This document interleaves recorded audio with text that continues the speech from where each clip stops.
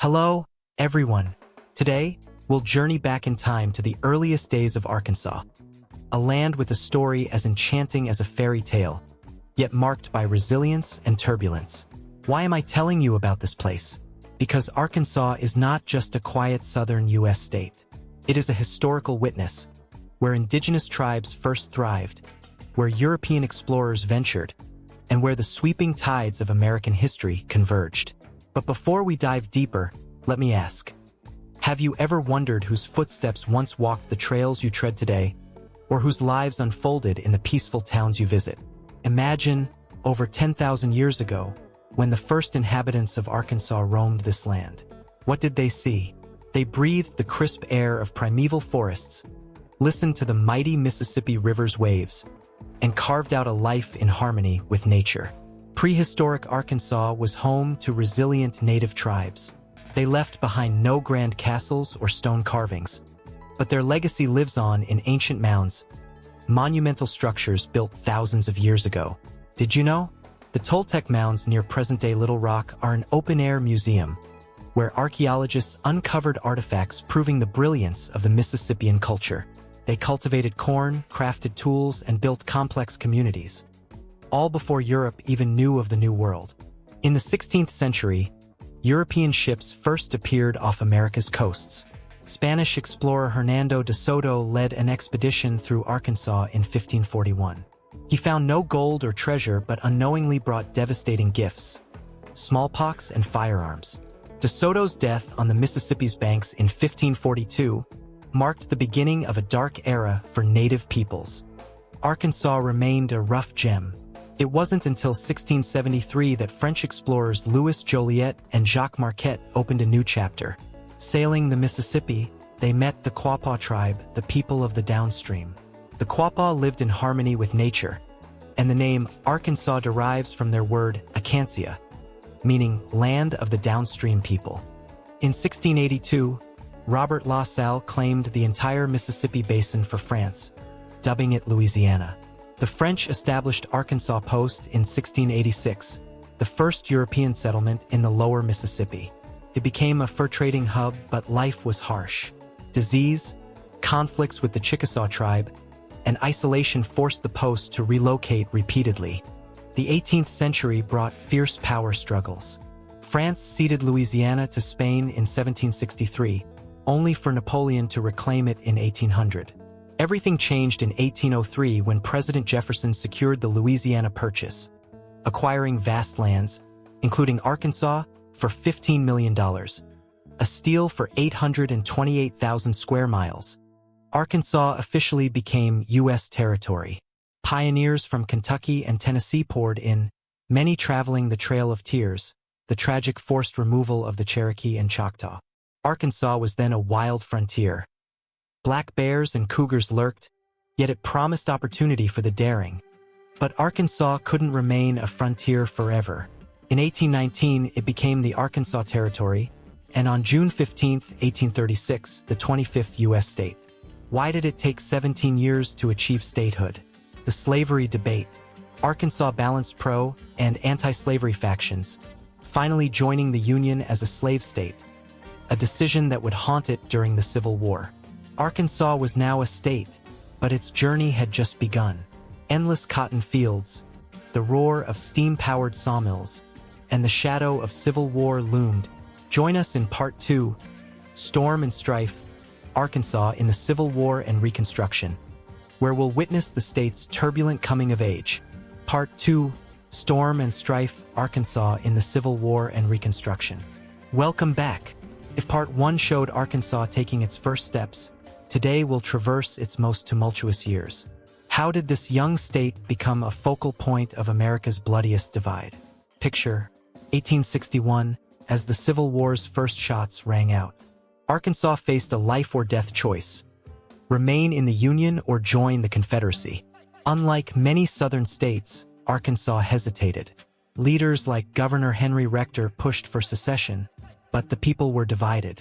David Dodd, a 17-year-old artist, was even executed as a Confederate spy. His legend lives on in the folk ballad, The Ballad of David Dodd. Pressure mounted.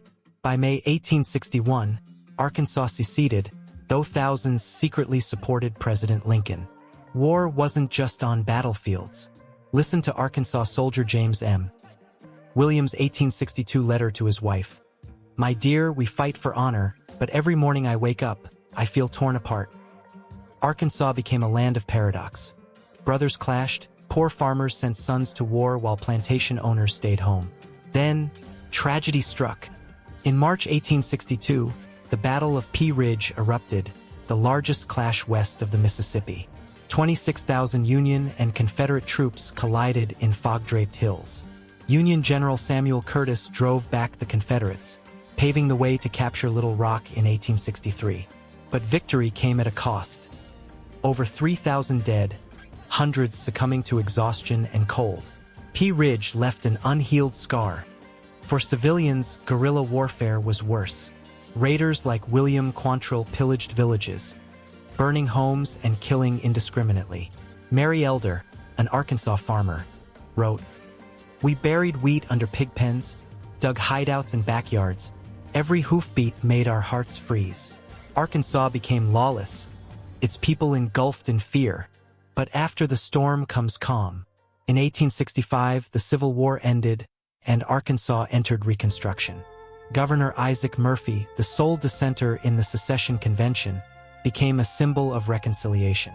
He urged, "Let past sorrows be buried beneath new cotton fields." Yet the road ahead was rocky. The 1868 Arkansas Constitution was revolutionary, abolishing slavery, expanding voting rights, and pioneering education for black children. But Confederate veterans rebelled. In 1874, the Brooks-Baxter War erupted, a political clash over the governorship. Thankfully, President Grant intervened, restoring peace. Still, Arkansas remained among America's poorest states. By the late 19th century, Arkansas found hope in its timber industry. With 18 million acres of virgin forest, it became the South's lumber capital.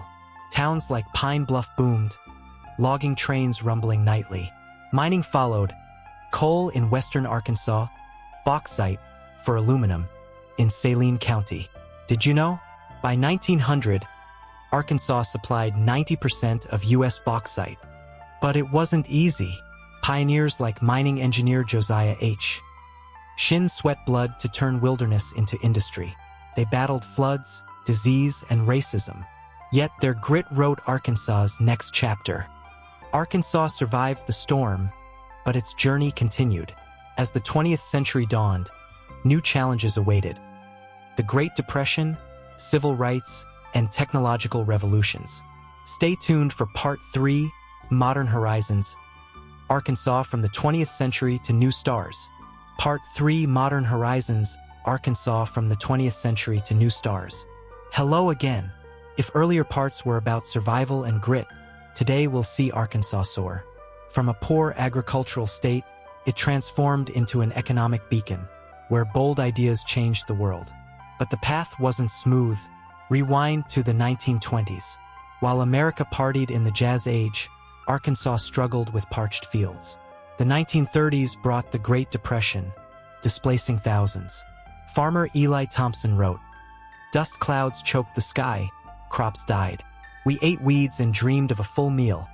Just as hope faded, FDR's New Deal brought dams, schools, and roads. Arkansas began to rise, but its greatest test was human.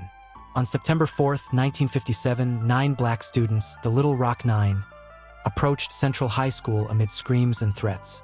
Governor Orville Faubus blocked them, forcing President Eisenhower to send federal troops. Activist Daisy Bates, their mentor, declared, "We cannot change the past, but we can rewrite the future."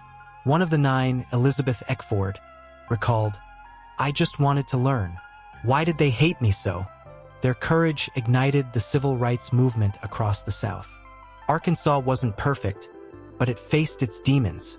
Then, a new story began in Bentonville. In 1962, Arkansas native Sam Walton opened Walton's Five and Dime with a motto, "Sell cheaper to sell more."